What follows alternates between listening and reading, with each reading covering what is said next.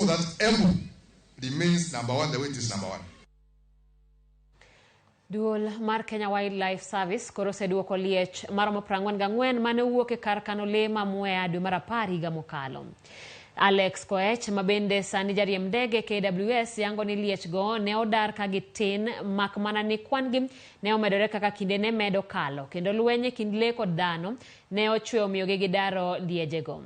Apisas ma KWS e kaunti ma Embu Agustin Langat wacho ni lego okelo kethruok maduong' e kembe kendo gitimo kwan mar kembe go mosekethore mondo giyud konyruok e yor chudo. Esther Cherop ma en apisa ma KWS National Game Reserve ma Mwea wacho ni oro ne achiel kuom gigo manomiyo lego dar. Na wakitoka nje ilikuwa chini ya 20 but wamengine wamesalia kwa hiyo forest ya Kengen ambayo inapakana na Mwea National Reserve.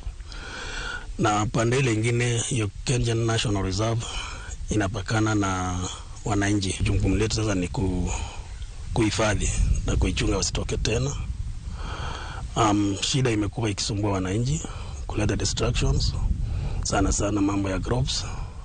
Hatujakuwa na ajali kwa upande wa wananchi kwa sababu askari wamekuwa on the ground wakati yote. Tumekuwa tukifanya sensitization kwa wananchi ili kwamba tuendelee kukaa na wanyama na in case of anything watupashe habari ndio tuwape usaidizi. Kwa upande wa compensation tumekuwa tukiverify their farms. Mwaka jana kulikuwa na ile drought ambaye ilikuja mwezi wa 4 ndio ikafanya wanyama wakatoka nje. Himizo langu kwa wananchi ni kwamba tuendelee kushirikiana vile tumekuwa tukishirikiana wakati wanyama